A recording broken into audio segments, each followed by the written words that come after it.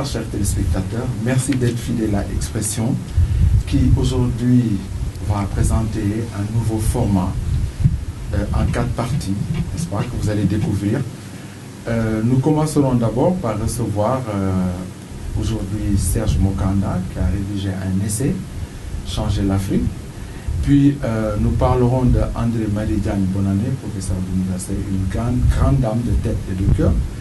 Ensuite, il y aura comme d'habitude nos 2 chroniques, Sidi Diallo, portrait d'un marathonien, et il y aura également la chronique de Soulé, les vrais critères du progrès.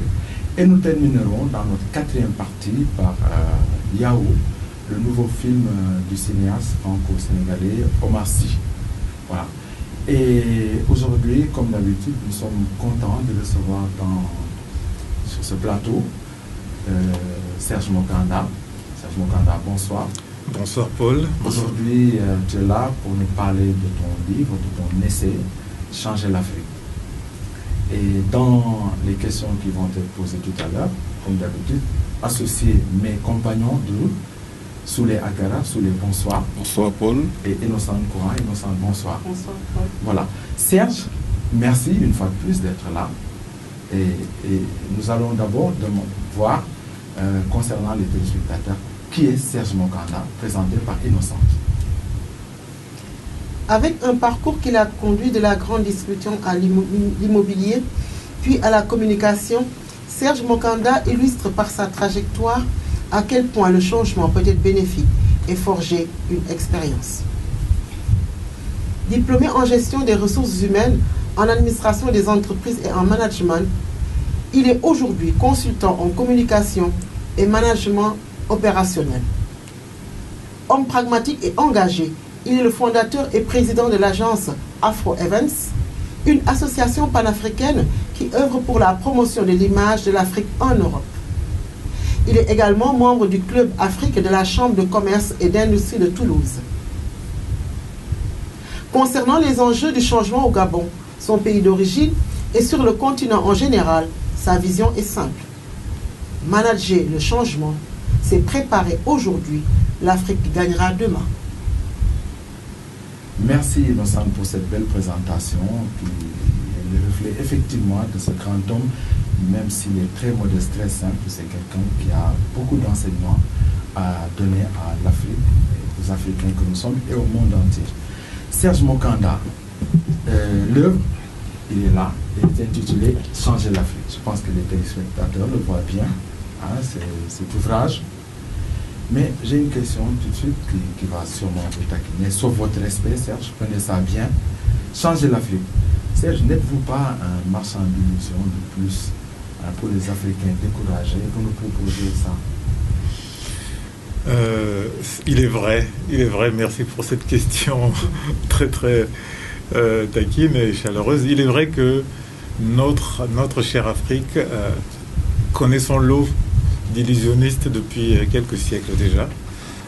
En tant que fils du continent, à mon humble niveau, à travers cette contribution, j'ai surtout le souhait de m'appuyer sur des choses bien palpables, hein, l'illusion étant ce qui n'existe pas.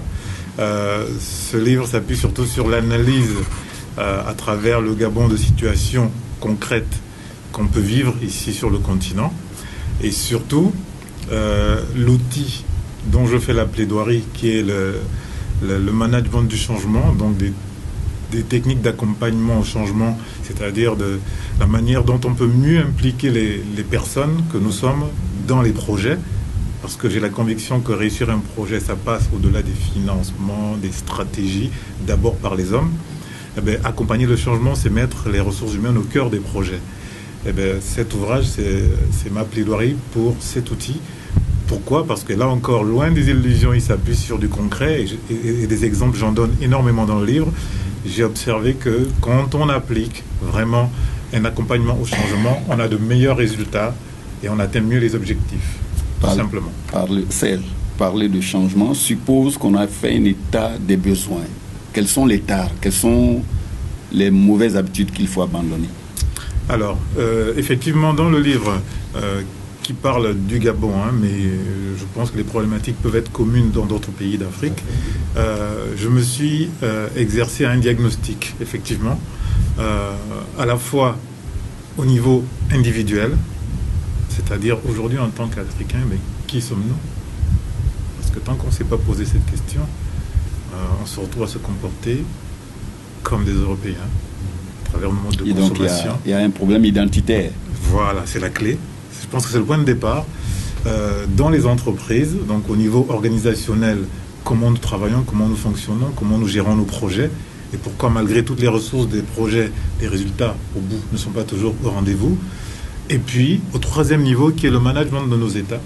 J'ai tendance à penser que si nos dirigeants ont la vocation, en tout cas la volonté affichée de transformer nos États, ce sont des programmes de changement en réalité qu'ils sont en train de mettre en place ou qu'ils déclarent vouloir mettre en place. Ont-ils les méthodes et la bonne approche? Si oui, tant mieux, mais où sont les résultats? Sinon, comment les accompagner pour avoir ces meilleurs résultats-là? Donc c'est un ouvrage vraiment à 3 niveaux. Et au niveau individuel, au niveau individuel, au niveau des organisations et puis à l'échelle des nations. Et puis oui, si nous devons dire qui sommes-nous, je pense qu'il faudrait d'abord penser à d'où venons-nous.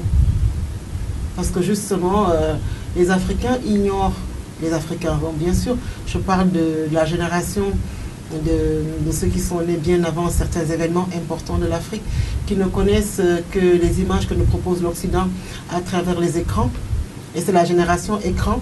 Justement, il faudra leur montrer d'où nous venons pour qu'ils puissent comprendre ce qu'ils sont. Le fameux problème identitaire.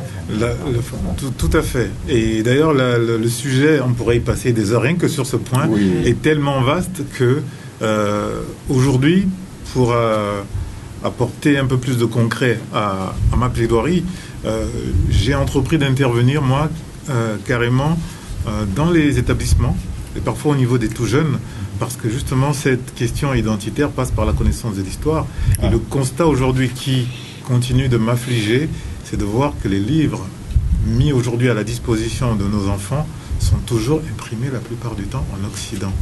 En revanche, comme je suis fondamentalement un optimiste, lorsque je vois quelques initiatives comme le Sénégal qui a décidé et entrepris il y a quelque temps de travailler sur toute l'œuvre de Cheikh Anta Diop, par exemple, dans le but de l'intégrer au programme scolaire, je me dis, il y a de l'espoir, et même à pas de fourmi, on y va, parce que je pense que vraiment les fondements sont là, c'est-à-dire tant que nous ne serons pas réenracinés dans notre histoire, dans notre culture et dans nos valeurs, nous aurons du mal à avancer. Et comme disait Innocente, il faut savoir d'où on vient pour ensuite pouvoir éclaircir le chemin. Si je reviens à changer l'Afrique, à l'essai lui-même, il y a beaucoup de théories que j'apprécie, que je pense justifier à l'échelle de l'Afrique. À l'échelle de l'Afrique parce que je ne suis pas spécialiste en économie, mais il y a des notions qu'on pourrait appliquer pour tout le continent. Maintenant, si on s'en tient au Gabon, dans la mesure où l'œuvre, je pense que un des matériaux de recherche, c'est le Gabon.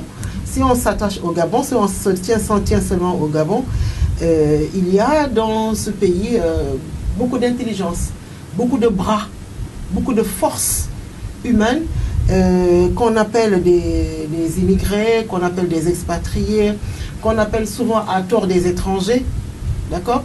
Mais dans votre essai, on parle du Gabon, on parle du potentiel du Gabon, mais en aucun moment cette force de travail n'est citée. En aucun moment. Pourquoi? Merci Innocente. Alors, je vais vous faire une confidence. Je pense avoir péché par panafricanisme. Je m'explique. Je considère, pour moi, que le terme étranger, dans mon champ lexical, dans mon vocabulaire, n'existe plus dès lors que deux Africains, qu'ils soient du nord, du sud ou de l'est se retrouvent quelque part sur le continent. Donc, je vous assure, croyez-moi ou pas, mais dans ma réflexion... Non, je crois. Il n'y a pas de doute de ce côté-là. J'ai vraiment... pour moi, ça va, il va de soi que toute personne qui est née sur le continent, qui est de ce continent, qu'il soit du Gabon, du Sénégal, il est chez lui. Donc, quand je parle de changer le Gabon, pour moi, c'est avec tous les enfants qui vivent au Gabon. Et pour moi, que vous appeliez Aminata, d'ailleurs, il y a des Gabonais qui s'appellent Aminata, des Fatou. Moi, j'ai une tante qui s'appelle Fatou. Voilà, qui est de mon sang, mais sauf que dans son histoire, voilà, il y a un grand-père qui venait d'Afrique de l'Ouest. Ce que je veux dire, c'est que pour moi, cette donne, elle est déjà intégrée. Oui. Le combat, il est plus là. En fait, il reste cohérent. Hein. C'est que parmi les tares, parmi les modes de management, il y a ce fait-là, il y a la question identitaire, justement. On n'arrive pas à prendre conscience de l'histoire et à intégrer tout le monde. Je pense là à ce que font les décideurs pour l'instant. Et justement, ça fait partie de vos objectifs, les amener sur la bonne direction. Toujours par panafricanisme, on pourrait penser à la Côte d'Ivoire. La Côte d'Ivoire avec le développement agricole, avec Houphouët-Boigny, qui a été un visionnaire, qui a intégré, je pense, intégré sur tous les plans, que ce soit sur le plan administratif, sur le plan social, sur le plan humain. Il a intégré des personnes venant d'autres pays. Et justement, ce sont ces personnes-là qui ont fait de la Côte d'Ivoire ce pays, qui est aujourd'hui un des premiers producteurs dans beaucoup de domaines sur le plan agricole. Exact. Mais est-ce que cette intégration-là est prise en compte? Parce qu'au Gabon, si on pense faire comme les Ivoiriens, ça va être compliqué, surtout sur le plan administratif. C'est très très compliqué.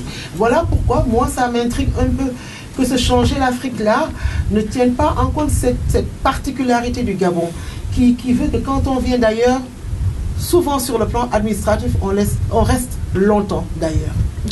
C'est ça qui m'intrigue, c'est tout. Pour reprendre le... Sinon, moi, sur le plan humain, il n'y a pas de problème. C'est administrativement que c'est très lourd.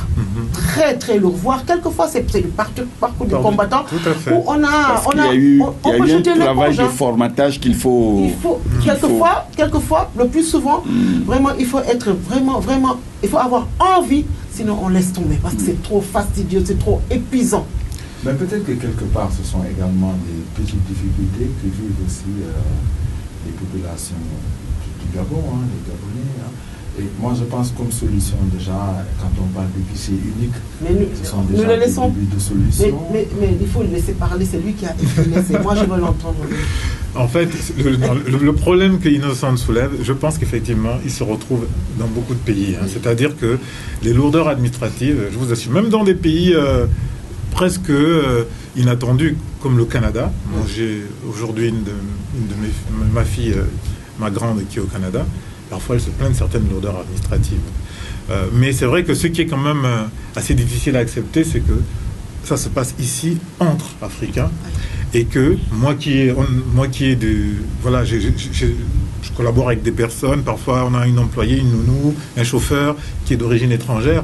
Quand ils vous racontent le parcours du combattant, comme vous dites, on se pose des questions.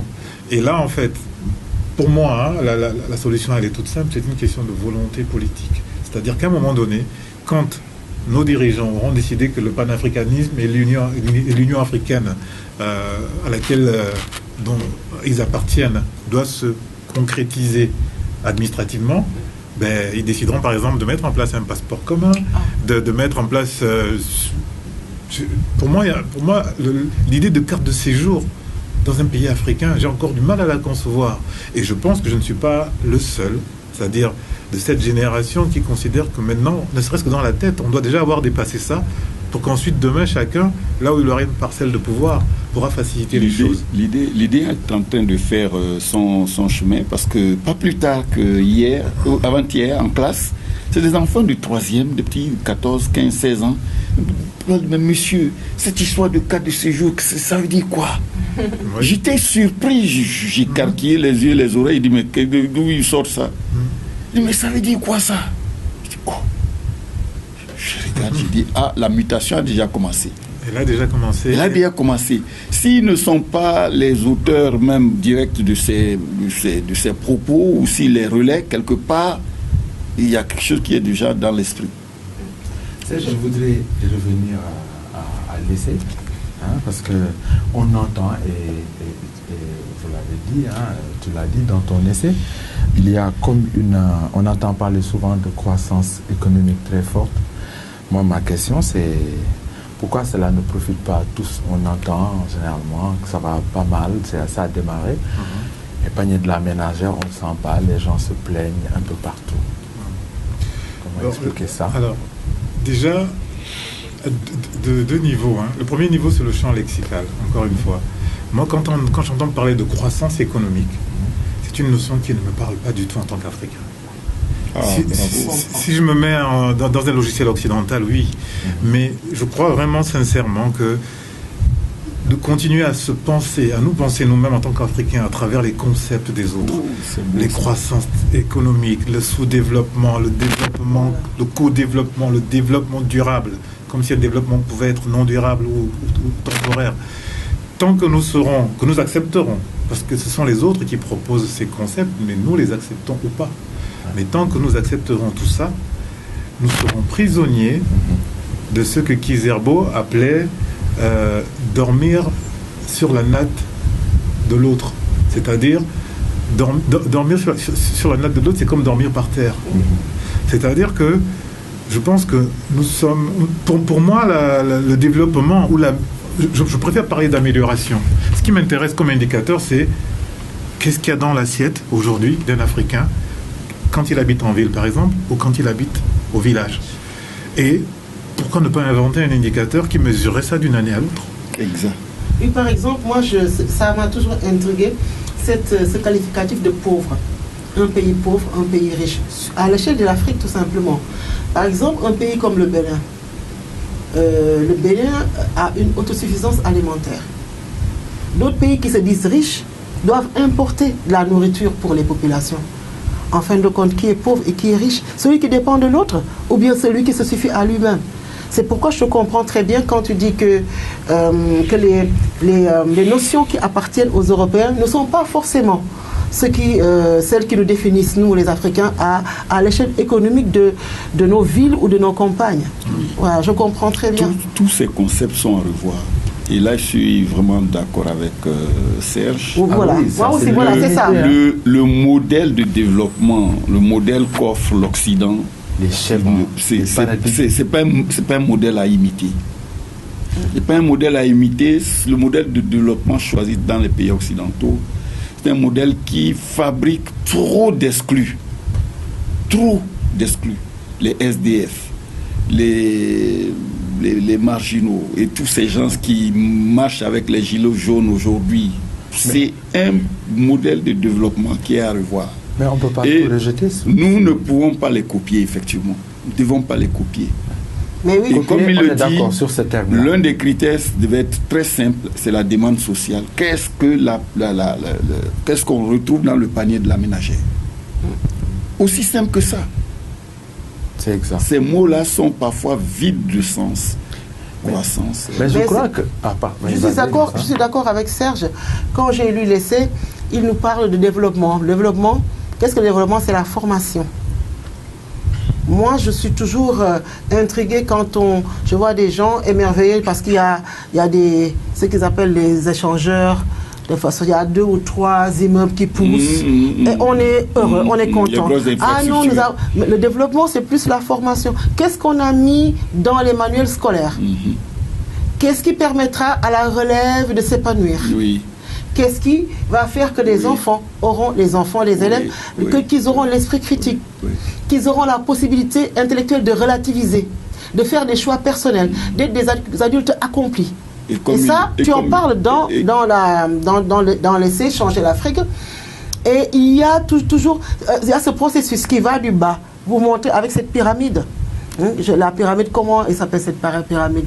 Ça, ce sont des termes de spécialistes. Là, il y a en bas la nourriture. Maslow. Voilà, justement. La fameuse pyramide de Maslow avec tous les besoins. Avec tous les besoins, voilà. Et moi, je sens que ces besoins-là, ils partent, bien sûr, de la formation des plus jeunes, des plus démunis, du panier de la ménagère pour monter vers le sommet. Et voilà pourquoi je suis d'accord avec toi dans cet essai-là. Maintenant, là où je me pose des questions, c'est par rapport aussi au choix du matériau humain. Toujours, j'en reviens au matériau humain, dans la mesure où on voit, on lit dans l'essai que la France peut contribuer à la formation des intelligences parce que ça permet d'enseigner, ça permet d'instruire, ça permet de comprendre et justement quand ces jeunes-là reviendront en Afrique, ils pourront utiliser leurs compétences. D'accord ? Par contre, il y a d'autres pays en Afrique où des jeunes Gabonais, parce que le cadre spatial c'est le Gabon, les jeunes Gabonais, ils vont dans d'autres pays africains pour s'enrichir d'expertise, pour acquérir des connaissances. Et ils reviennent aussi au Gabon. Par contre, dans l'essai, ces pays africains où les jeunes Gabonais vont n'ont pas été mentionnés. Pourquoi ? Les échanges sud-sud. Pourquoi ? Alors, merci pour ta question, Innocente. Effectivement, en fait, dans les 3 axes que je propose, peut-être aurons-nous le temps de revenir sur les 2 premiers. Le 3e, c'est d'associer ce que j'appelle les ressources de la diaspora. Parce que le Gabon est un pays qui a 9 provinces. Et pour moi, la 10e province, c'est la diaspora gabonaise, c'est-à-dire toutes ces ressources humaines, tous ces enfants du Gabon qui sont à l'étranger, de manière générale, et qui vivent, qui ont acquis des... Près de 10 000 citoyens en France. Oui, ça m'a frappé. Oui. Alors, c'est vrai que je cite l'exemple de la France parce que c'est le pays étranger où il y a la communauté gabonaise la plus importante. Mais en réalité, l'idée, c'est de dire que, au-delà de l'exemple de la France, c'est vraiment la diaspora africaine. C'est-à-dire tous ces Gabonais, la diaspora gabonaise, tous ces Gabonais qui vivent à l'étranger, le Gabon n'étant pas un pays de tradition migratoire quand même, déjà que c'est un pays sous-peuplé, comme vous le savez, c'est un peu un fait d'histoire qui est là. Il y a des Gabonais, et c'est une première génération, dont je fais partie d'ailleurs, qui se sont retrouvés installés durablement à l'étranger et qui ont bâti des carrières professionnelles, donc qui ont acquis des compétences. Et moi j'ai tendance à penser que tous ces savoir-faire, toutes ces compétences peuvent être capitalisées à un moment donné par un retour, qui viennent de France, du Sénégal, des États-Unis, voilà, il y en a un peu partout. Et c'est juste la manière de gérer et d'impliquer ces ressources-là qui va être déterminante. Mais je pense que comme d'autres pays, notamment le Sénégal ou le Mali, si nous mettons en place une vraie politique pour capter ces compétences et les ramener au Gabon petit à petit, ce sera vraiment un atout majeur pour le changement au Gabon. D'accord. D'ailleurs, concernant ces pistes, vous proposez des pistes de gestion, n'est-ce pas ? Et dans votre essai, notamment concernant le Gabon. Mais quelles sont les pistes de gestion que vous proposez ? Et également, pourquoi ces pistes ne sont-elles pas applicables aux autres pays africains ? Alors, c'est vrai que dans le livre, je propose, en gros, pour faire court, 3 pistes de solutions. Vraiment pour changer ou impulser un changement durable. Le premier, c'est l'état d'esprit. Là, on parle au niveau individuel. C'est-à-dire, c'est quoi un état d'esprit ? En ce moment, je suis à Libreville et je suis en mission. Tous les matins, je prends la voiture et je me retrouve dans un quartier résidentiel où il y a 2 allées. Nous sommes dans cette rangée et en face, il y a le sens inverse. Il y a toujours l'embouteillage et tous les matins, systématiquement, à un moment donné, vous avez des voitures qui sortent de derrière de la file et qui foncent dans l'autre sens. Exactement. Il suffit d'une voiture et derrière les autres. Ça devient double file. Du coup, quand les autres arrivent dans l'autre sens en face, forcément, ça crée encore plus de problèmes. Et parfois, c'est pire. D'autres débouchent de la droite et prennent les trottoirs. C'est vrai. Ça s'appelle un état d'esprit. Très concrètement et très simplement. Très bel exemple. Quand je voyage un peu, je ne trouve pas le même phénomène dans d'autres pays, fût-il africain. Donc souvent quand je parle de changer d'état d'esprit... J'ai retrouvé ça au Sénégal. Nous sommes toujours en Afrique. Ça veut dire que nous avons du travail. Quel est notre état d'esprit aujourd'hui, sachant qu'il faut une minorité pour faire le chaos ? Il n'en faut pas plus. Ouais. Et je pense que ça passe par un travail sur nous-mêmes. Nous reviendrons à la question identitaire. Il y a vraiment le temps de prendre le temps de se penser. Qui sommes-nous ? Que voulons-nous ? Vers où voulons-nous aller ? Et là, l'exemple que je prends dans le livre, qui est un pays que je pense que nous apprécions beaucoup, en tout cas sur certains aspects, c'est le Rwanda. Vous savez, le Rwanda, il est ce qu'il est aujourd'hui pour 2 choses. 2 principes qui depuis 25 ans ou 30 ans sont appliqués. Solidarité, discipline collective. Exactement. Si je prends la discipline collective, c'est tout l'inverse de l'exemple que je viens de vous donner. Ça n'existe pas au Rwanda. Il n'y a pas besoin d'aller aux États-Unis ou en France pour trouver des exemples de discipline collective dans un pays. Oui, collective et individuelle. Exact. Forcément. Exact. Oui. Maintenant, la solidarité. Et la solidarité. Au Rwanda, comment ça se manifeste? Parce que j'ai du mal à comprendre ça. La solidarité, c'est le fait. Pratiques citoyennes. Solidarité. La citoyenneté, oui, ça peut intégrer la solidarité. Mais la solidarité, ça peut passer par un geste simple.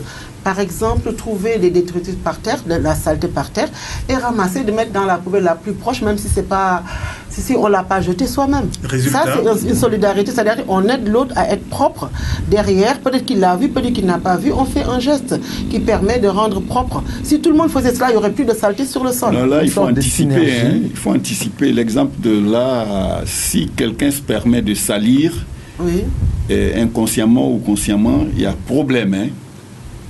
Parce que, et là, ça contredit la règle du respect du règlement ou des lois qui régissent. Nous sommes dans l'hypothèse. Un véhicule peut passer, le vent, je ne sais pas, fait tomber un papier. Oui. On parle de cas là. Positif, hein. N'importe qui ramasse, etc. Oui. Un chien peut passer, le propriétaire ne voit pas qu'il a mis quelque chose. Quelqu'un d'autre passe, nettoie. L'exemple du Rwanda encore, vous parlez de solidarité. Pour moi, elle s'exprime comment? Un responsable, on va parler de corruption, qui a un budget pour gérer un projet, qui doit profiter à la collectivité. Lorsqu'il s'approprie le budget pour sa poche individuelle, c'est tout le contraire de la solidarité. Exactement. Par exemple. Or, si on prend l'exemple du Rwanda, encore une fois, figurez-vous, et j'en parle dans le livre, que c'est un pays où les investisseurs étrangers se félicitent d'investir et d'y travailler parce que, disent-ils, depuis le moment où, en 2 heures, 3 heures, ils créent leur entreprise, jusqu'au moment où ils gagnent de l'argent, ils n'ont de pot de vin à verser à personne. Pot de vin. Ça veut dire que, quand on parle de solidarité, on n'est pas que dans le social. On est dans la conscience de ce que je fais, comment ça impacte sur la collectivité, à quelque niveau que je sois dans la société. Vous voyez les implications que ça peut avoir. Et plus le responsable ou le gestionnaire a du pouvoir, plus son impact sur le collectif est important. Donc je pense que ces 2 principes, solidarité et discipline collective, sont intéressants à appliquer et beaucoup d'autres pays africains gagneraient à s'en inspirer. Voilà. Serge, dernière question. Qu'est-ce qui manque à l'Afrique? La qualification, les compétences, les dirigeants capables de porter des idées, mais je ne sais pas moi, porteuses, novatrices pour lancer enfin l'essor de l'Afrique. Qu'est-ce qui manque à l'Afrique là? Dernière question. Je répondrai en un seul mot, qui est peut-être un mot très à la mode, mais qui pour moi est lourd de sens. Au-delà des... Et là, je citerai mon grand frère Gilles Attaï, qui est l'auteur de la préface du livre. Au-delà des financements, des concepts, des programmes, il nous manque du leadership. C'est quoi le leadership? C'est l'attitude que nous avons, la capacité que nous avons à influencer positivement les autres, la conscience que nous avons qu'il faut tirer les autres vers le haut, en même temps ne pas avoir peur de demander, mais de toujours être prêt à donner, l'exemplarité qui manque souvent, et ça à tout point de vue, ça commence dans une salle de classe. Les étudiants, les élèves, ils regardent le comportement de leurs enseignants, parce que souvent quand on parle d'élite, on pense à nos dirigeants, mais nous-mêmes déjà au quotidien, comment je me comporte? Moi, quand je suis en formation, quand j'interviens en entreprise, quelle est mon attitude? Est-ce que je suis conscient que cette attitude a un réel impact? Moi, aujourd'hui, j'ai le bonheur d'intervenir chez des jeunes, avec des jeunes de temps en temps. Quand j'en croise certains 3 ans après ma conférence, ils me rappellent encore des exemples que j'ai cités lors de cette conférence. Ça veut dire que là, j'ai planté une graine. Le leadership, je pense que c'est la chose la plus importante. Vous pouvez avoir 1 milliard de budget, si vous n'avez pas cette conscience, et je pense que c'est vraiment l'élément important, les projets auront toujours du mal à aboutir. Donc ça passe vraiment par un travail sur nous, et je me félicite encore, et je tiens à passer le bonjour à mon grand frère Gilles Attaï, qui a lancé un mouvement que nous avons appelé Afrique Consciente, qui part d'Abidjan, et qui est vraiment un forum, un espace d'expression où les Africains ont décidé de se retrouver. Alors il y a eu des ateliers de la société civique, il y a eu des forums pour repenser l'Afrique, déconstruire, reconstruire, redéfinir nos paradigmes et préparer la masse critique de leaders qu'il nous faut pour à un moment donné aboutir au changement que nous souhaitons. C'est vraiment un travail de terrain qui passe par une idée simple de là où je suis, est-ce que je fais ma part et comment je peux faire pour faire ma part. Merci beaucoup Serge Mokanda, je pense que c'est extrêmement clair la démonstration que vous venez de nous faire, magistrale d'ailleurs. Voilà pourquoi je recommande aux téléspectateurs, aux décideurs, à tout le monde d'acheter ce livre-là. Je pense que ce n'est qu'un petit résumé de toutes les propositions qu'il nous fait. Donc voilà, on n'a pas l'habitude de faire la publicité pour les gens, mais cet ouvrage-là, je pense que c'est un ouvrage qui va sûrement devenir un ouvrage de référence parce que c'est la première pierre d'un jalon et d'autres jalons qui vont être posés pour le développement de l'Afrique. Serge, merci beaucoup. Merci infiniment. Merci infiniment. Merci à tous. Voilà. On espère vous retrouver encore parce que Serge, on n'a pas fini avec vous. C'est une personne ressource. Faites-nous ce que vous nous faites. Chaque fois qu'on a besoin de vous, vous répondez présent. Chaque fois que vous êtes au Gabon. Ce sera toujours avec grand plaisir. Merci une fois de plus et bon week-end, Serge. Merci. Voilà, chers téléspectateurs, une petite pause et nous passons à la partie suivante de l'émission avec son nouveau format.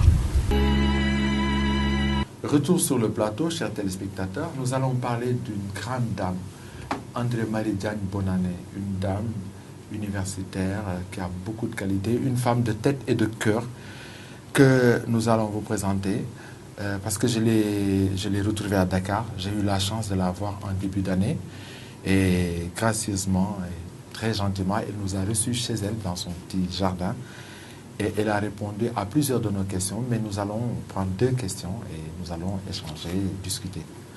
André-Marie Diagne est mon professeur de français à l'école normale en 1992. J'étais en formation. C'était notre professeur que tout le monde adorait parce que justement, la première fois où je l'ai vue, je me suis demandé mais comment est-ce qu'elle fait pour maintenir la discipline et le calme, le silence dans la classe. Parce que justement, c'est une très belle femme. Et les étudiants seraient tentés de chahuter. Mais au final, j'ai compris avec elle, j'ai compris davantage. Je pense que le respect, c'est la compétence. Et justement, par ses qualités humaines, ses qualités pédagogiques, ses qualités professionnelles, elle inspire naturellement le respect. Et ce qui est intriguant, elle n'a pas une voix qui porte très haut, voilà.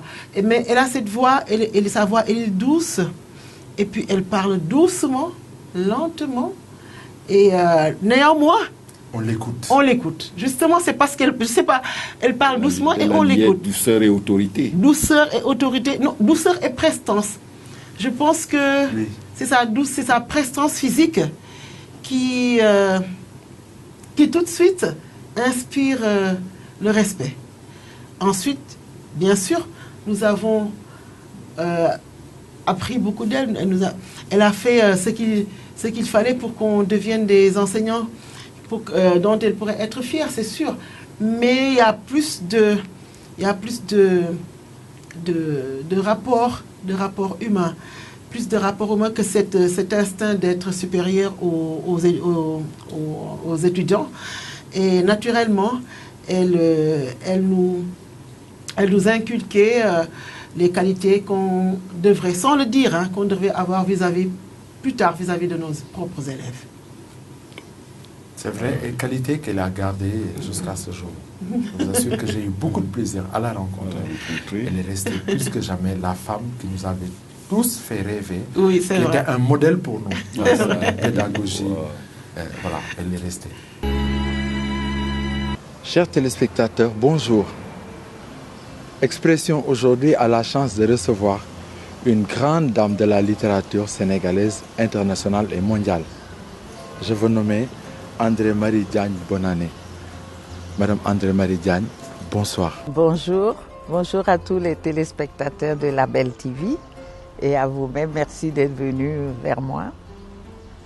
Elle nous reçoit donc dans ce cadre bucolique chez elle et nous allons avec elle découvrir peut-être des facettes de cette grande dame que vous ne connaissez pas. André Mbaridiane, je vais commencer par la première question qui est assez longue, parce que madame sait aussi tout ce que vous avez fait. Vous êtes docteur S-Lettres, responsable d'association de professeurs de français, animatrice docteur S-Lettres et aujourd'hui maître de conférence. Maître de conférence. Oui. Responsable d'association de professeurs de français, animatrice d'émissions littéraires et d'ateliers d'écriture, auteur de manuels scolaires du secondaire et d'un recueil de nouvelles La fileuse d'amour, publié en 2013. Vous êtes, et excusez du peu, madame, spécialiste en littérature africaine et francophone, didactique du français et technique de communication et d'expression. Vous dirigez le réseau des professeurs de français pour l'éducation des filles et la formation des femmes en Afrique. André Mbaridiane, bonne année. Comment faites-vous pour être et faire tout cela à la fois? Une grande question. Une question, en fait, je vais dire, dont la réponse vient peut-être de mon tempérament. Je vais dire que je tiens ce tempérament de mon grand-père, Paul Toé, qui a vécu plus de 100 ans et qui, jusqu'aux dernières années de sa vie, pédalait son vélo pour aller cultiver ses champs. Et il a transmis à son unique fille, ma mère, Nelly Toé, cet amour du travail, ce dynamisme. Et dans la famille, même pendant les vacances, nous étions des paresseuses au lit et quand mon père allait travailler, il lui arrivait de passer nous arroser avec un peu d'eau froide pour nous demander de nous réveiller. On n'a pas l'habitude de faire la grasse matinée chez les bonnes années. Donc ce goût du travail, je crois que c'est ça qui m'est resté. Et comment parvenez-vous en tant que mère à faire tout cela? Mère Alors, de famille. Je vais demander à mes enfants. Par exemple, mon fils me dit, maman, maintenant tu es à la retraite. Ça veut dire que tu ne vas plus bouger autant. Ou alors ils me disent, mais on dirait que tu bouges encore plus que quand tu n'étais pas à la retraite.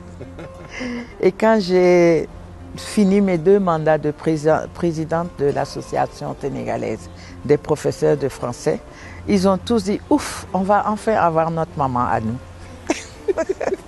Donc, vous voyez, la réponse à la question, elle vient aussi de l'organisation de la maison. J'ai eu la chance d'avoir comme assistante à la maison une cuisinière, une nounou des enfants qui a fait, je vais dire, presque 40 ans dans la maison. Donc, vous voyez, au rythme où dans d'autres maisons, les domestiques valsent, chez moi, c'est plutôt la fidélité, Stabilité. la stabilité. On est en famille et chaque fois je dis, si nous qui travaillons à l'extérieur, nous pouvons faire tout ce que nous faisons, nous absenter, c'est parce qu'il y a d'autres femmes, nos petites sœurs, nos cousines qui sont à la maison et qui aident en fait à faire la cuisine, soigner les enfants et nous devons les remercier parce que sans elles, nous ne pourrions pas faire tout ça. Voilà, donc c'est aussi un hommage à toutes ces femmes qui dans les maisons sont nos substituts. Monsieur Aziz, par rapport à l'homme, est-ce que l'homme peut être aussi occupé et réussir sur tous les plans? Absolument, je crois que l'homme, il peut avoir également plusieurs activités et avoir à remplir ses obligations de père de famille. Maintenant, c'est vrai aussi que les femmes, vu qu'elles ont un rôle différent, un rôle central à la maison, elles sont forcément plus impliquées pour les questions d'éducation et d'encadrement à la maison. Mais les hommes ont aussi, lorsqu'ils ont plusieurs activités, à gérer à la fois, à être sur plusieurs fronts à la fois. L'homme peut être aussi chargé que la femme. Il peut être aussi chargé que la femme, mais il peut parfois être un peu plus chargé. Mais il faut reconnaître quand même que souvent, ce sont les femmes, en raison de ce qu'elles ont à jouer comme rôle à la maison, qui semblent plus chargées. Absolument. Non, elles ne semblent pas plus chargées, elles sont plus chargées. Elles sont plus chargées. Elles sont plus chargées. Ce que les femmes peuvent faire pour s'en sortir, c'est d'abord éliminer. Éliminer certaines tâches. Ou les confier à d'autres. Non, éliminer certaines activités que d'autres femmes pourraient avoir. Que certains des activités ludiques. Parce que comme choisir, c'est éliminer, il faut éliminer pour faire le bon choix et par rapport aux priorités de la famille. Elles sont toujours plus chargées que les hommes. Toujours. C'est vrai. Toujours. Ne serait-ce que, même si par rapport aux activités physiques, on est à égalité, la charge mentale est toujours différente. Elle est toujours supérieure chez la femme. Parce qu'elle se sent investie socialement d'une mission et justement, la société ne lui donne pas tous les droits. Oui. Alors elle est obligée d'en Ça faire fait plus que penser à tout ce le monde. que Bourdieu disait à propos des femmes, qu'elles font du travail, mais du travail qui n'a pas de valeur marchande. Exact. Ouais. Elles investissent pour le futur, pour l'avenir. Font du En tout cas, travail. elles accomplissent un travail qui est, en tout cas, on va dire le travail qui est leur destinée. Ce sont des mamans. Elles sont, Ah oui, ça fait partie de leur vocation de mère, voilà, de pour femme. encadrer et- Oui, c'est trop Éduquer. facile. Après, c'est trop facile de les flatter pour qu'elles fassent tout et que les hommes ne fassent rien du tout. Mais au final, je pense que c'est pas parce qu'elles sont mères, hein, parce Est-ce que qu'elles sont flattées ou elles sont c'est une reconnaissance sublimées, on leur reconnaît cette grande charge. D'accord. Hein? Oui, d'accord, oui. Je pense que c'est Moi, je suis pas ce qu'a voulu sensible. dire, Je suis pas sensible. Elles sont à ça. sublimées, c'est C'est des surtout grandes la dames. reconnaissance. La reconnaissance. Mais la reconnaissance passera par la division exacte des tâches ménagères. C'est mieux que d'avoir des théories qui, en pratique, ne la soulagent pas en fin de compte. Moi, je pense que justement, cette femme, elle a tellement à faire que quelquefois, elle se dit que c'est humainement irréalisable. mais elle s'en sort toujours, elle le fait. Donc les femmes sont à remercier. De toute façon, tout le monde sait qu'elles sont irremplaçables. Oui. On va passer à la deuxième question qui a été posée à André-Marie Diagne. Bonne année. Alors, vous dirigez l'association, le réseau des profs de français pour l'éducation, c'est ça? Oui. Des filles et la formation des femmes en Afrique. Quoi cette catégorie? Alors, d'abord, je vais dire que ce réseau, que nous appelons Reprof et Femmes, est une émanation de l'organisation de la Fédération internationale des professeurs de français. Parce que comme j'ai dit, j'étais présidente de l'association sénégalaise et au cours d'un des congrès, le président qui était brésilien à l'époque m'a dit « ça serait bien de créer une structure qui va aider à renforcer l'éducation des filles en Afrique. » Parce qu'on sait que les filles ont été toujours scolarisées en retard par rapport aux hommes. Aux garçons, les parents préféraient garder les filles à la maison parce qu'ils se disaient qu'aller à l'école coloniale, c'était se dévergonder. Vous voyez, dans Mariamaba, elle évoque un peu ça, les porteuses de robes, de jupes, etc. Les parents ont peur d'envoyer les filles à l'école. Et là, par exemple, mon époux, il a une petite sœur que le grand-père n'a pas envoyée à l'école. Quelle perte, je vais dire, parce que lui, il est agrégé de philo. C'est une grosse tête qui est restée là. Et je pense que mon mari, quelque part, a toujours ce regret que sa sœur ne soit pas allée à l'école. Pourquoi? Parce que les parents ne voulaient pas envoyer les filles à l'école. Donc notre réseau a cet objectif de renforcer l'éducation des filles, leur scolarisation, leur maintien à l'école et même leur accès à toutes les filières scientifiques notamment. Mais nous nous sommes dit que pour que des filles restent à l'école, encore faut-il que les mères ne soient pas les premières à les retirer de ces écoles pour les donner à un cousin qui est aux États-Unis, en Amérique, mariage précoce, ou se dire une fille n'a pas besoin de beaucoup de diplômes. Moi, mon père, il nous disait, votre premier mari, 8 filles dans la maison, hein, c'est d'abord votre diplôme. Tant qu'on n'avait pas notre licence ou notre maîtrise, il ne fallait pas qu'on lui parle de mariage. Donc c'était un choix.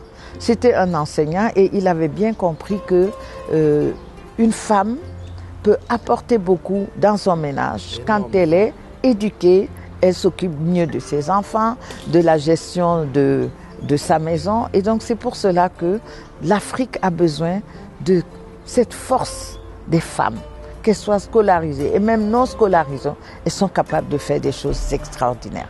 Mais il ne faut pas que les mères soient des obstacles.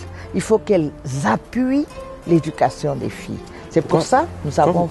Quand vous parlez des mères, les pères ne peuvent pas le faire. Il arrive que ce soit les Vous pères savez, j'ai des petites anecdotes. Hein.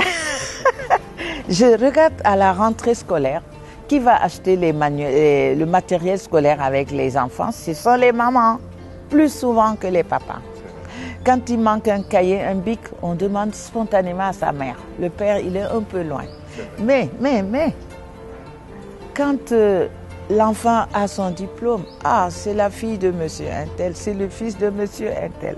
Donc vous voyez, quelque part, c'est pas l'égalité de genre là. C'est pour ça que la femme, elle a un rôle caché, mais essentiel dans l'éducation des enfants. Si elle a des moyens, si elle a un métier, si elle a des ressources, elle n'ira pas chercher un deuxième mari. Elle va investir ça dans sa famille. Personnellement, mes enfants au Sénégal, bon, on avait fait le choix de les mettre à l'école publique. On était un peu gauchiste, hein. Et à un moment donné, donc, j'ai ma première fille, quand elle revenait de l'école, qu'est-ce que tu as fait aujourd'hui? Gymnastique, qu'est-ce que tu as fait gymnastique demain? Je dis, mais qu'est-ce qui se passe? La maîtresse avait son certificat, son examen de pédagogie à préparer. Après, je dis, bon, je vais la mettre dans une école privée. Moi, j'ai fait presque tout dans des écoles privées. Et donc, j'ai choisi le privé un peu malgré moi, pour dire quelque part que cette école publique sénégalaise, qui était si brillante, qui envoyait des cracks dans les grandes écoles, aujourd'hui, tout le monde reconnaît, il y a même un chanteur qui le chante, que le public est battu par les écoles privées. Pourquoi? Parce que c'est les mouvements constants de grève. Hein, le travail n'est plus aussi continu. C'est un regret. Hein. Je ne suis pas pour casser les syndicats, mais je dis que trop, c'est trop. Il y a un souci. Il y a un souci là. La continuité de l'enseignement et de la formation. On va passer un peu dans quelques-unes de vos publications. Oui. Et vous nous direz celles que je ne sais pas, j'ignore. Alors, je vais commencer par La fileuse d'amour. De quoi s'agit-il?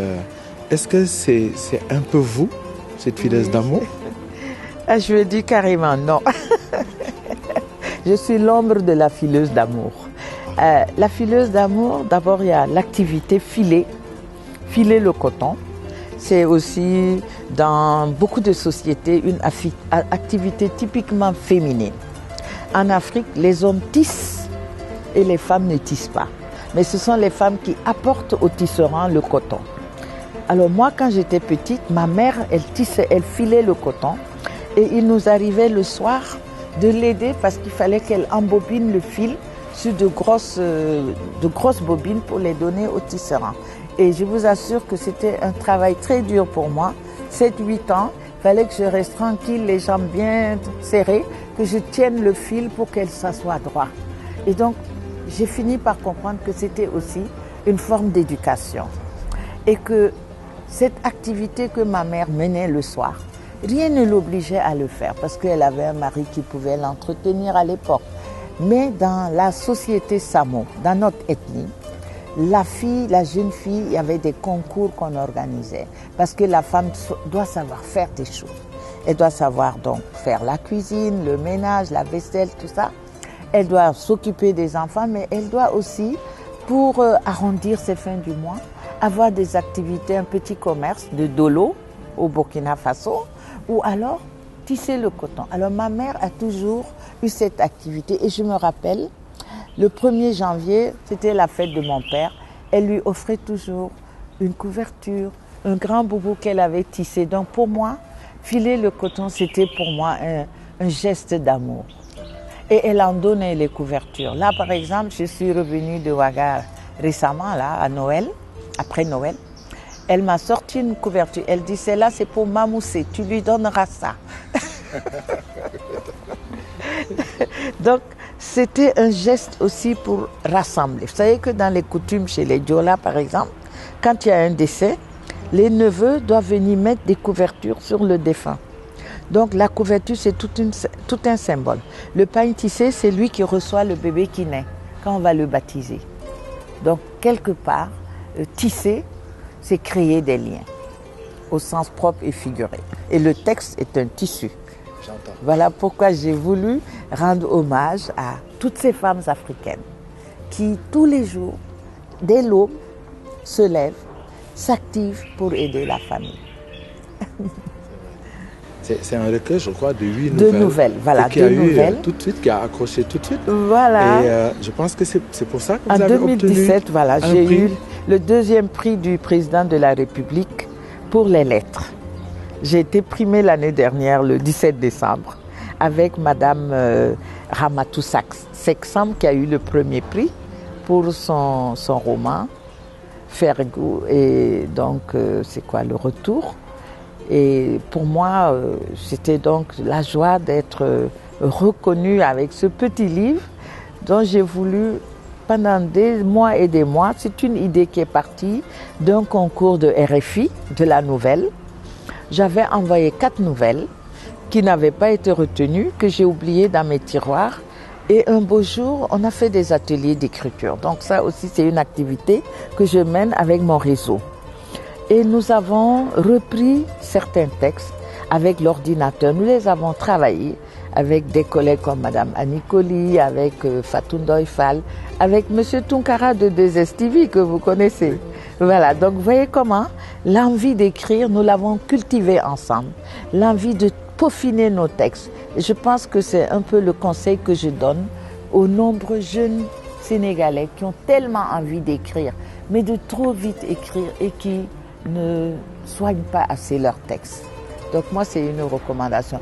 La nouvelle, c'est un genre mineur, hein, mais c'est un genre dans lequel les grands écrivains ont commencé et je suis en voie, je ne suis pas encore arrivée là.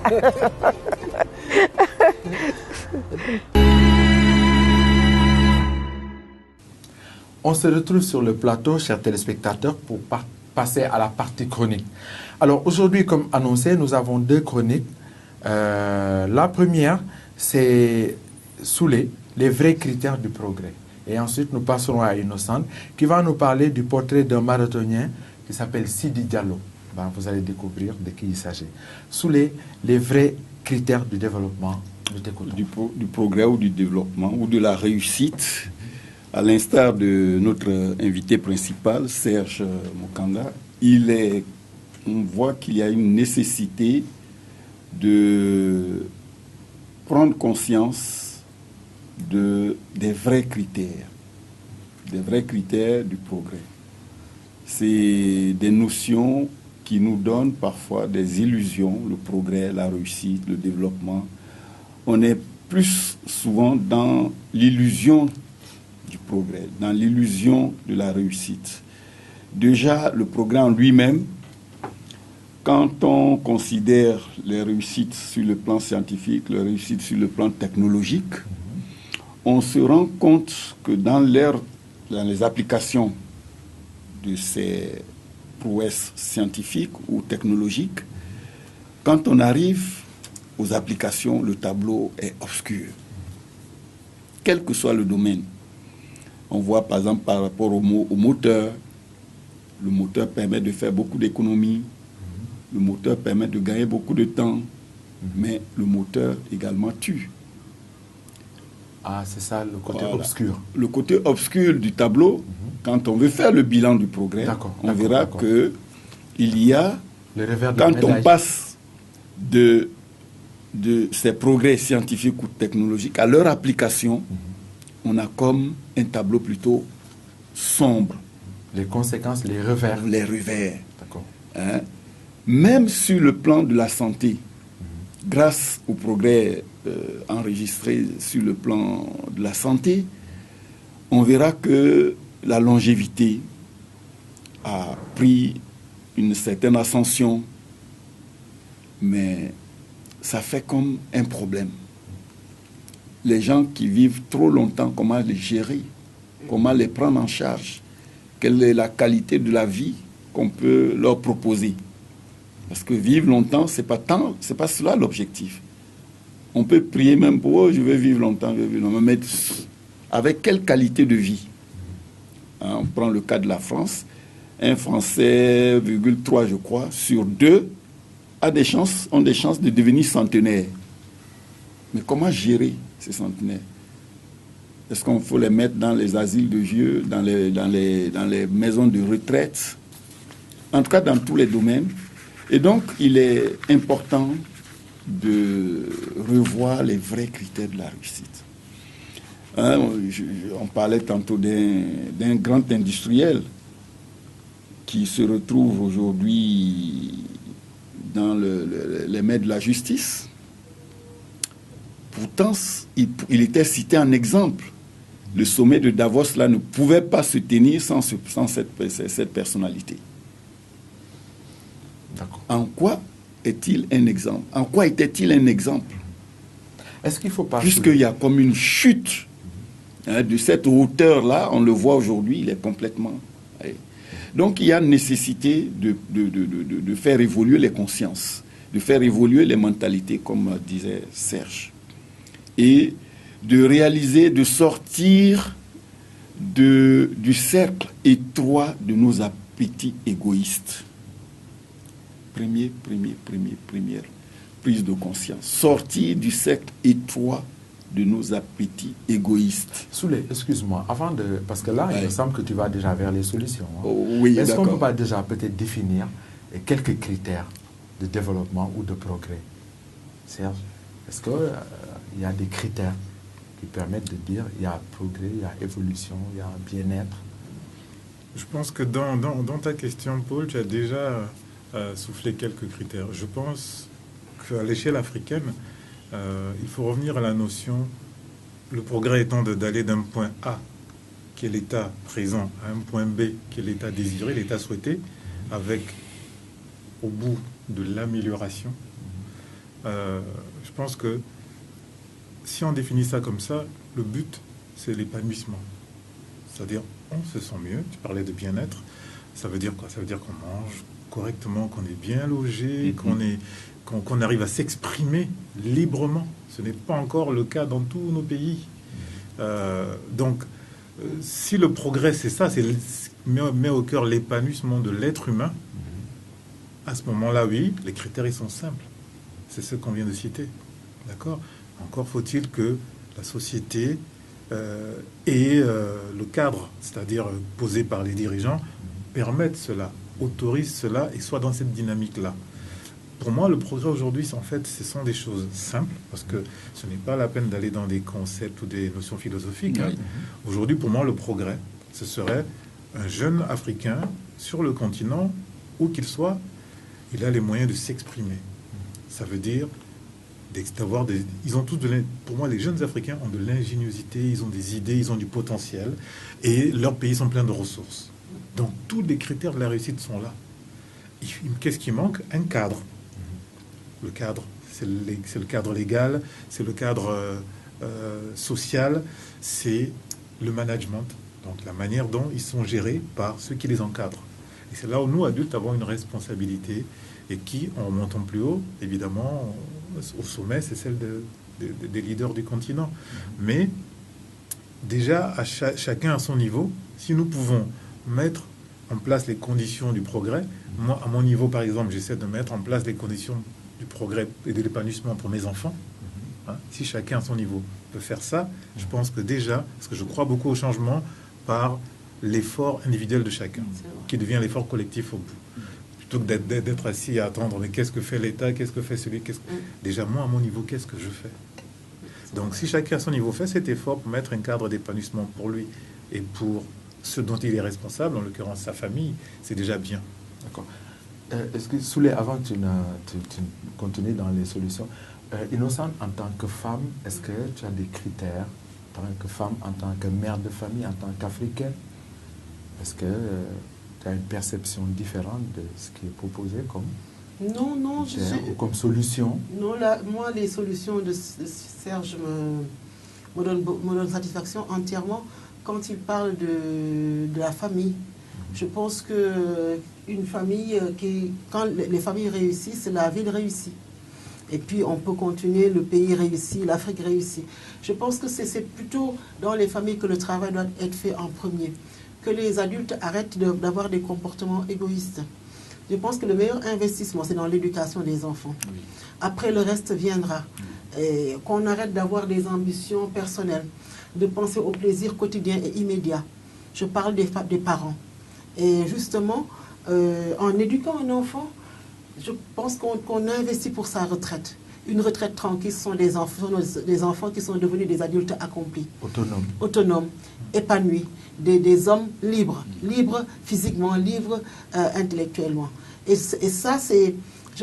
une fois un parent d'élève disait à son enfant, dans la colère, je suis ton père, il avait 15 ans, je pense que c'est trop tard. C'est à qui à 15 ans, un enfant ne sait pas qui est son père, il ne le saura jamais. Et ce n'est pas la peine de le dire, parce que justement, il n'y a pas un travail qui a été fait en amont pour que cet enfant puisse se comporter correctement en dépit des problèmes qu'on retrouve à l'adolescence. Ça, c'est un problème. Voilà. Oui, c'est vraiment un constat d'échec. Un constat d'échec que de dire à son enfant, voilà. Oui. Et si, en tant que père de famille, en tant que mère de famille, les parents doivent serrer les priorités. Oui. Il y a des priorités. Et si on fait une hiérarchie des priorités, je pense qu'il n'y aura pas de problème au final. Oui, oui. Effectivement, tout passe par cette prise de conscience et tout passe par la formation. Former pour avoir de vrais citoyens. Et donc diminuer tout ce qui peut ressembler aux mesures liberticides. Comme disait Serge, il faut que les gens puissent s'exprimer. On a des potentialités énormes en Afrique. La jeunesse, les ressources, tout est là, tout est réuni pour pouvoir vraiment avancer, pour pouvoir émerger. On parle de développement, de l'émergence, mais on a tout pour émerger réellement. Et on a besoin de se départir de ce piège de l'égoïsme. Les pouvoirs sont personnalisés. On a peur et on rentre dans le consumérisme. On veut gagner, gagner, gagner, gagner, accumuler, accumuler, accumuler. Et je ne sais pas à quoi ça sert tout ça. Très bien. Ouais. Merci pour ta chronique. Innocent, on peut passer à ta chronique. C'est Monsieur Sidi Diallo. Oui.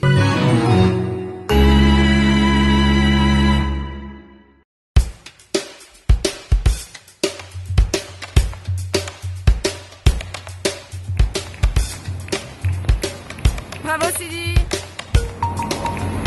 Well done.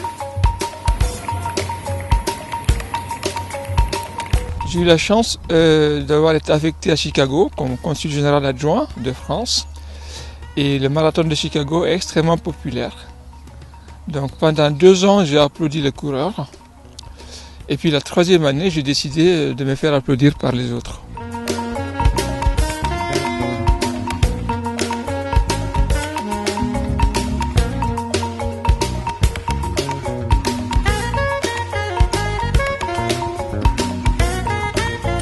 Donc la performance, non. C'est l'expérience qui m'intéresse. Quand je cours, je discute avec les coureurs qui ne sont pas très fatigués, qui veulent bien. Je discute avec les spectateurs.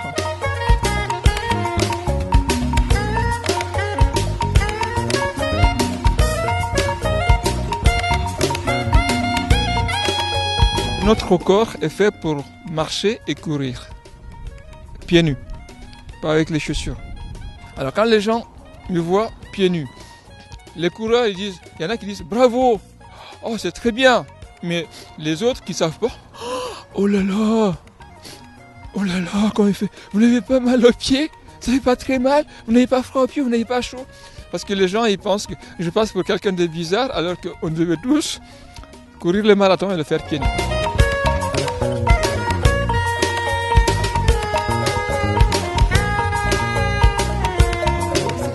Il est né il y a 63 ans en Guinée. Il était médecin, il est médecin, et en désaccord avec le régime politique de son pays, il s'est exilé en France. Et il a vécu en France, il a dû reprendre ses études et pour devenir diplomate. Il a fait des études en diplomatie. Après la médecine. Après la médecine. Il a fait des études en diplomatie. Et ça a commencé, n'est-ce pas, en juin 2010. Il décide de courir 5 km pour la fête nationale de la France parce qu'il était adjoint au consul de France à Chicago. Et après, il a continué à faire les marathons. Et il a couru 164 marathons, dont 29 à pieds nus. Dis donc. Il est habillé dans son tchaya, le tchaya qu'on connaît, ce pantalon bouffant qu'on porte dans tout le Sahel et qu'on appelle tchaya au Sénégal. Oui. il court avec son tchaya et les pieds nus. Et la dernière fois qu'il l'a fait, c'était à Rouen. Il était sur la ligne de départ. Il est arrivé 4 heures après. C'était en septembre 2018. Moi, ce que je vois de Sidi Diallo, médecin, diplomate, marathonien, ce que je vois de lui, c'est qu'il me rassure. Il a quand même 63 ans. Et chaque semaine, il court 42 km. Chaque semaine. Et l'anecdote, c'est qu'il courait et puis a vu des branchages sur la chaussée. Il n'a pas voulu donner raison à ses détracteurs qui lui disent « Un jour, tu vas te blesser ». Alors, il court sur le trottoir. Et quand il n'y a plus de branchage, il est remis sur le goudron. Après les 42 km, ses pieds sont toujours intacts. Exemple de résilience. Hein. Voilà, exemple. Je pense que c'est plus un individu qui a envie de se dépasser, qui sait qui il est, qui sait d'où il vient, il sait où il va. Oui. Et voilà pourquoi il est en harmonie avec lui-même. Quand même, il est diplomate, il a des journées sûrement très chargées, il travaille beaucoup, il trouve le temps de s'épanouir autrement. On n'en parle pas beaucoup parce qu'il n'est pas toujours le premier, il ne cherche pas à être le premier. Et la dernière fois qu'il a couru le marathon à Rouen, il est arrivé 4 heures après, mais avec des pieds en bonne santé. 4 heures après l'arrivée des premiers. Non, il est arrivé 4 heures après le départ. 4 heures après le départ, en bonne santé. Il a fait le parcours en 4 heures. Avec ses 63 ans. Avec ses 63 ans. Oui. C'est un exemple de quelqu'un qui a bien soigné le corps, quoi. Qui relève des défis et qui a un esprit fort. Si tu le dis, je le crois, oui. Oui, ils sont 3 ans, 60, combien de marathons 164 marathons, 164 29 marathons. À pieds nus. C'est des records, ça. C'est des records. 42 km multipliés par... Et chaque semaine, il court 42 km. Waouh. Je peux dire quelque chose. Oui, bien sûr, justement. Innocente. C'est moi qui vais pas être d'accord avec toi sur ce coup. D'accord. Quand tu dis qu'il n'est pas... Je te taquine, hein, mais quand tu dis justement qu'il n'est pas arrivé, il n'est jamais arrivé premier, parce que du coup on n'en parle pas, sur la ligne d'arrivée. Mais lorsque on prend les critères que tu viens de citer, son âge, son parcours, sa profession. Il n'est pas professionnel de l'athlétisme, oui. Et l'exploit qu'il accomplit, moi je considère que non seulement ce monsieur il est le premier à faire cela, mais que ça, c'est comme disent nos amis anglophones, the very definition, c'est vraiment l'expression de ce qu'on appelle le leadership. Parce que à travers ce qu'il fait, il inspire. Tu as parlé d'espoir, il donne de l'espoir. Le leader, c'est pas celui qui est devant, c'est celui qui a une influence positive et qui inspire les autres. Moi, il me donne envie d'espérer. Moi qui cours quelques kilomètres par semaine, quand je vois ça, je me dis waouh, j'ai de la marge de progression. Et pour moi, ce monsieur, c'est vraiment un exemple. Et là, l'exemplarité aussi fait partie de ce qu'on appelle le leadership. Donc pour moi, Sidi Diallo, c'est vraiment un leader, et dans ce qu'il fait, il est le numéro 1. Mais Oscar n'est pas en train de faire l'apologie du surhomme, là. Non, c'est un exemple de quelqu'un qui veut avancer et qui avance. Et comme disait Serge, c'est un exemple de leader. Le leader qui inspire la grande masse et qui suscite de l'admiration, qui donne l'exemple. C'est pas un surhomme, mais il est simplement un leader. Un bon exemple. Et puis, chaque fois que le temps le permet, parce que lui, il disait que quand il était petit, il courait pour aller à l'école et pour rentrer. Ouais. Alors, chaque fois que les conditions climatiques et le code qui régit la course à laquelle il veut participer lui permet, il y va pieds nus. Oui, et puis c'est un médecin, on ne peut pas dire qu'il ne sait pas ce qu'il est en train de faire. Oui. Il connaît ses limites physiques. Et bon, les marathoniens, ils ont leur survêtement et leur dossard avec le numéro. Il l'a toujours, mais en bas, il y a toujours un tchaya bien coloré. Et Paul, juste pour te répondre, tu sais, le fait d'accomplir un exploit pour quelqu'un, je pense pas que son but soit forcément qu'on se dise c'est un surhomme, il faut essayer de...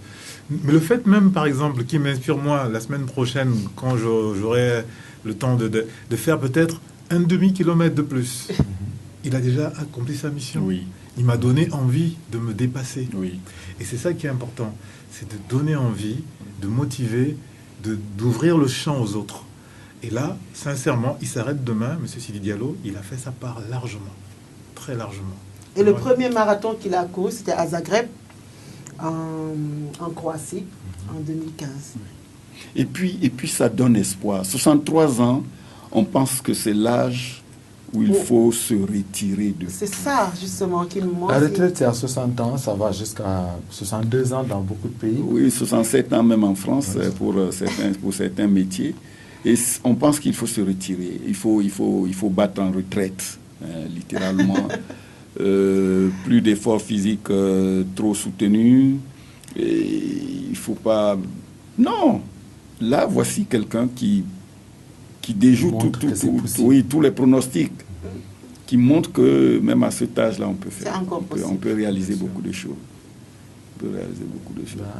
Même des jeunes de 40 ans, pour faire ce que Sidi réalise, il faudra qu'ils se remettent à cette école-là.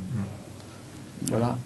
Chers téléspectateurs, de 7 à 77 ans, vous avez un nouveau modèle, Sidi Diallo. On va essayer de limiter en y allant tout doucement, de manière modérée et progressive. Ajouter, comme l'a proposé Serge, un demi-kilomètre d'abord, et ensuite on verra, et puis on verra. Voilà, c'est vrai que c'est un leader qui se présente sur le plan sportif et qui, comme l'a défini Serge, je pense que je ne le ferai pas mieux que lui, quelqu'un qui pousse à l'effort, quelqu'un qui pousse à l'exploit, quelqu'un qui pousse au surpassement, mais c'est ce qu'on attend justement de tout le monde, de tout un chacun, comme il l'a dit. Et je pense que dans une synergie comme ça, non seulement on gagne du point de vue de la santé, mais également sur le plan de la création poétique, dans plusieurs domaines. Voilà, chers téléspectateurs, nous avons bouclé nos 2 chroniques très intéressantes avec l'assistance, les conseils et la participation de Serge qui est resté jusque-là alors qu'il est très pris. Merci une fois de plus, Serge. Merci à vous. Et chers téléspectateurs, nous allons le laisser partir et après une petite pause, nous nous retrouvons pour la suite de l'émission Expression. À tout à l'heure. Dernière partie de notre émission, nous allons parler, dans le cadre de l'innovation de nos grilles, nous allons parler de cinéma et notamment de Omar Sy. Omar Sy, ce Français d'origine sénégalaise, qui a tourné un film, Yao, qui est une sorte de voyage initiatique de ce personnage-là, qui joue en réalité son propre rôle. Nous allons commencer d'abord par présenter la bande-annonce. Et je vous invite... voilà, vous avez suivi la bande-annonce. Qu'est-ce que ça inspire Alors moi, ça me touche parce que je revois des images du Sénégal, des images du Sahel, des images du quotidien qui mêlent difficulté et plaisir. Et puis à cause du bonheur d'être avec les siens, on ne sent plus les difficultés. Oui, l'appel du village, un peu comme le pygmée qui ressent un moment l'appel de la forêt et qui a envie de retrouver ses sources. Exactement. Oui, ce retour aux sources, on le voit là. Et le film est aussi intéressant parce qu'il montre un tant soit peu les mutations sociales de l'Afrique moderne, de l'Afrique des villes. Et c'est assez réussi. C'est réussi.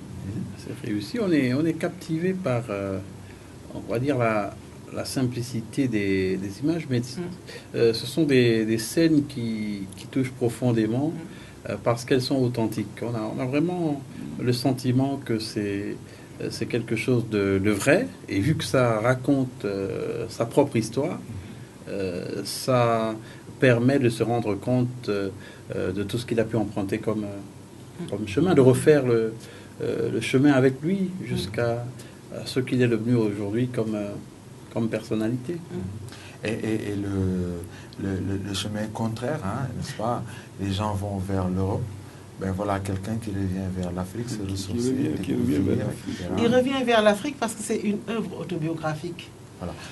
Il joue son propre rôle, voilà. Il parle de sa propre histoire et il est coproducteur de cette œuvre cinématographique qui je pense que c'est un parcours, c'est une œuvre d'apprentissage. On le voit grandir, apprendre de l'Afrique qu'il n'a pas vraiment connue.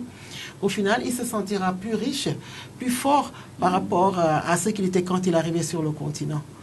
Et c'est une histoire qu'il a vécue et souvent il a envie de rendre à l'Afrique, à rendre au Sénégal, à rendre à son terroir ce qui lui a été donné. Je pense que j'espère que ces films-là passera au FESPACO.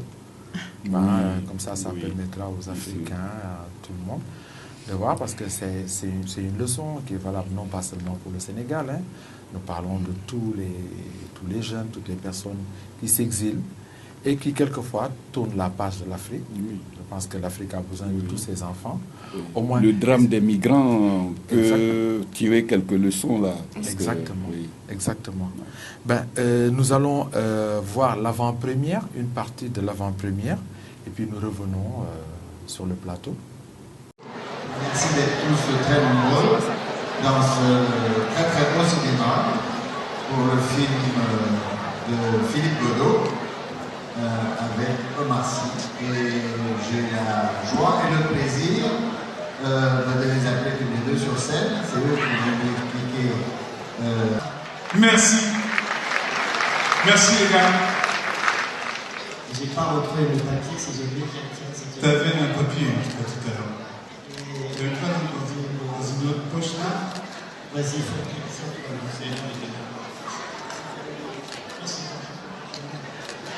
bon, on a perdu le papier. Donc si on a oublié des gens, c'est à cause du papier. On s'excuse, mais on vous remercie quand même. Là, c'est vrai qu'on est un peu stressé en vrai. Je fais le malin, mais on est très stressé parce qu'on l'a montré déjà au Sénégal, mais c'est une des premières en France, et à Paris ça compte un petit peu plus, je ne sais pas pourquoi, mais c'est comme ça. Et parce qu'en plus il y a beaucoup d'amis dans la salle, il y a la famille, il y a les gens avec qui on travaille, avec qui on va travailler, peut-être pas, parce que s'ils n'aiment pas le film, ils ne te rappellent pas. Donc il y a une pression en plus. Donc voilà, en tout cas on est très content de voir qu'il y a beaucoup de monde. On est très content parce qu'on ne vous voit pas à cause de la lumière, mais on vous a très bien senti les gens là-haut. Merci. Merci parce que en plus vous avez payé. Donc ça dit encore d'autres trucs. Donc merci pour ça. Écoutez, comme vous avez payé, si vous êtes content, voilà, faites-le savoir, c'est important. Et puis, merci. Donc ouais, il y a tous les merci. Moi je remercie toute la liste. Après ce qu'on a vu ensemble, est-ce que vous sentez que ce film-là aura du succès? Moi, par rapport au film, c'était un film à faire. Le projet, il était incontournable. Que le film ait du succès ou non, pour moi, ça n'a aucune importance. Il est fait, il était à faire. Je souhaite qu'il y ait le succès des Intouchables, que son succès dépasse même le succès des Intouchables. Pour Omar Sy, pour toutes les personnes qui ont travaillé sur ce projet-là. Film qu'il avait déjà tourné, voilà. Qui a eu un succès. Et Omar Sy n'est plus à présenter, il est même devenu un X-Men. Alors il n'y a pas de problème pour Omar Sy. Mais je veux que son projet aboutisse, qu'il en soit content, qu'il en soit heureux. Qu'il n'y ait pas de succès, c'est pas un souci, parce que comme les chansons, il y a des chansons à faire, et il y a des chansons qui n'apportent rien au paysage musical. Ce film-là a sa place dans le cinéma. Et c'est ce qui est le plus important. Et c'est vrai que ce qu'il faut retenir, c'est la morale, si je puis dire, lui ont tiré. C'est un film qui raconte une histoire. Et bon, lorsqu'on connaît un peu l'environnement sahélien, on est plongé là-dedans à travers les images qu'on voit, à travers le décor et tout ça. Et comme je le disais tantôt, il y a une sincérité dans les gestes et dans les paroles qui touchent profondément. Ça pourrait ne pas forcément avoir un grand succès populaire, mais un succès d'estime avec des gens qui vont se retrouver dans cette histoire. Bon, c'est au niveau de la morale, au niveau du fond, c'est une réussite, une exhortation au retour aux sources. C'est toujours une grande leçon. Mais comme toute œuvre artistique, comme les œuvres littéraires d'ailleurs, le succès d'un film dépend de ce qu'on appelle le champ cinématographique. La production, le marketing autour du film, hein, l'accueil, la réception au niveau du public dépend de beaucoup d'autres paramètres. Mais il a des chances d'avoir du succès. D'accord. Oui. Mais maintenant, qu'un jeune garçon fasse plus de 300 km pour rejoindre quelqu'un qu'il admire, est-ce que cette forme d'admiration existe encore? Oui. Là sont des héros, des modèles. Les modèles, la jeunesse actuellement a ce que j'appelle de faux héros. De faux héros. À l'époque, quand on était jeune, on avait vraiment des grands idéologues. Il y en avait qui admiraient Mao, il y en avait qui admiraient Karl Marx, il y en avait qui admiraient, en tout cas, de grands penseurs. Mais bon, aujourd'hui, les jeunes continuent à avoir des héros, mais qui ne sont pas de bonne facture, qui ne sont pas mus par des grandes idées, hein, mais celui-là, bon, il mérite d'être quand même admiré. Il y a encore des héros? Oui, certainement. Lorsqu'on voit la passion que beaucoup de jeunes ont pour certains footballeurs, on voit que ces footballeurs-là représentent pour eux beaucoup de choses. Et ce serait bien de s'inspirer de personnages comme Omar Sy pour les jeunes. Ça pourrait les pousser à travailler pour arriver à ce niveau. Ou bien tu n'as pas de héros? Non. Oui, j'ai bien sûr, comme tout le monde, j'ai des modèles que j'admire. Et moi, mon modèle par excellence, c'est... André-Marie Diagne. Oui, pourquoi oui. Souleymane Bachir Diagne. Oui, oui, bien sûr. Oui, bonne année, c'est mon modèle. Et puis, j'ai aussi Gandhi. Et puis, voilà, comme tout le monde, Nelson Mandela, voilà, on a des modèles qu'on voudrait imiter, des personnes à qui on voudrait ressembler. Et Omar Sy, quoi qu'on dise, c'est l'une des personnalités préférées des Français. Ce qui veut dire qu'il a su proposer des valeurs qui font qu'il est quelqu'un d'apprécié, de respecté. Et je pense que ça passe par le respect de sa personne. Il se respecte. C'est quelqu'un qui est convaincu et qui a réussi, qui est convaincu de ce qu'il est, et il a réussi à convaincre aussi tout le monde. Voilà. Merci Innocente, merci Souley, Monsieur Aziz, merci beaucoup. Voilà, chers téléspectateurs, nous sommes arrivés à la fin de notre émission. Nous avons reçu d'abord Serge Mokanda avec son essai Changer l'Afrique, qui a assisté aux 2 chroniques de Innocent, Sidi Diallo, portrait d'un marathonien, et les vrais critères du progrès, du développement avec Souley. Ensuite, nous avons eu à présenter le portrait d'elle-même qui se présente, André-Marie Diagne Bonannée, professeur d'université, une grande dame, comme je l'ai dit, de tête et de cœur. Puis nous avons terminé par Omar Sy, ce cinéaste, qui, depuis Les Intouchables, commence beaucoup de projets, et parmi ceux-là, son dernier film, Yao, qui est une sorte de voyage initiatique du personnage qui fait un retour dans son pays d'origine. Voilà, merci d'avoir assisté à Expression. Merci à mes 2 compagnons innocents. Souley. Merci. Merci Aziz. Infiniment. Voilà. Chers téléspectateurs, nous vous donnons rendez-vous dans quelques jours. Au revoir et à bientôt. Merci de revenir toujours plus nombreux. Au revoir.